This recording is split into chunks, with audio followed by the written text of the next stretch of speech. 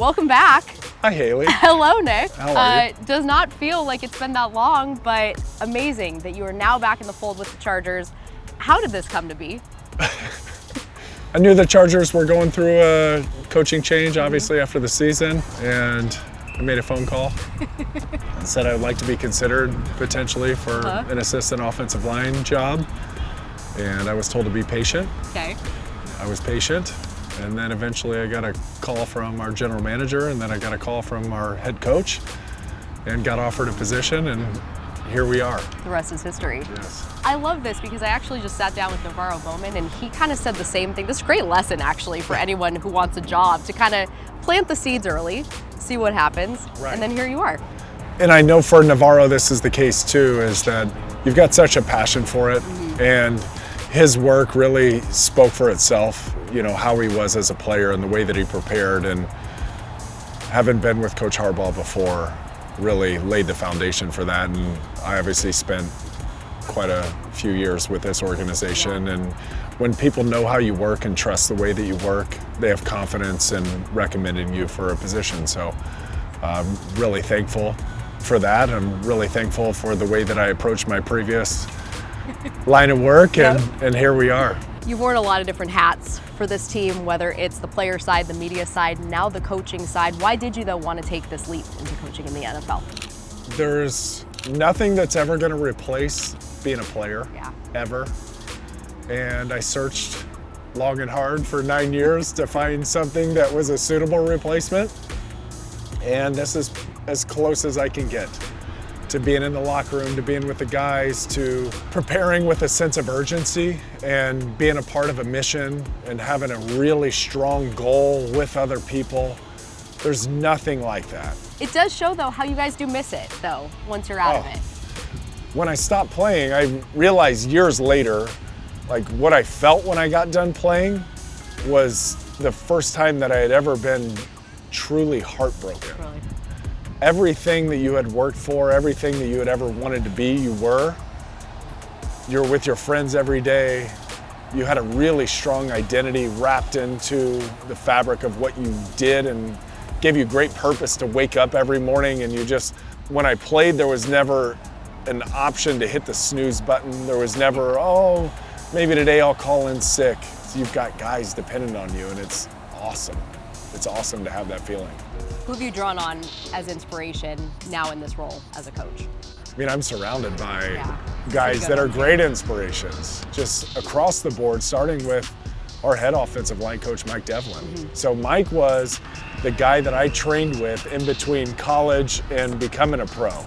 You know, you get these small world, the universe aligns, everything comes together, and here we are. And I couldn't have a better mentor as I'm stepping into this. And then Andy Bischoff, Greg Roman, Marcus Brady, Shane Day, Sanjay Lau, Kyle McDonald. You got guys everywhere. And then we go, obviously, Coach Harbaugh.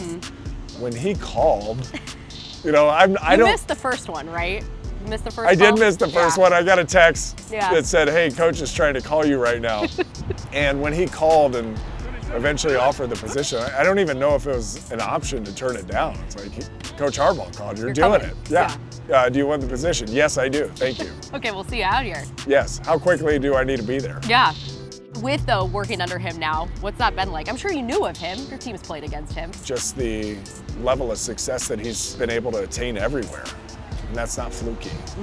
That's because he's got a system, he's got a way of doing business. His approach is hitting right everywhere he's been. And just to be around that, what an opportunity. Offensive line is a big focal point, and you played on some really good ones, obviously, when you were here.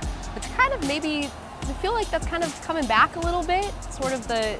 It's cool to be an offensive lineman again. Yeah, it's cool to be an offensive lineman again. Yeah, you want to be a Chargers offensive lineman. This is where it's at right here.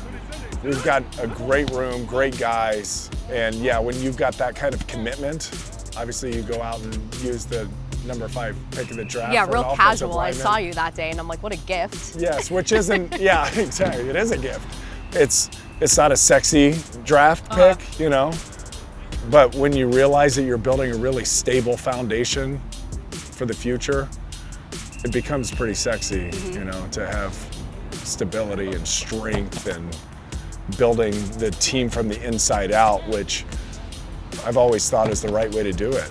You build it from here, and then you can add on as we go.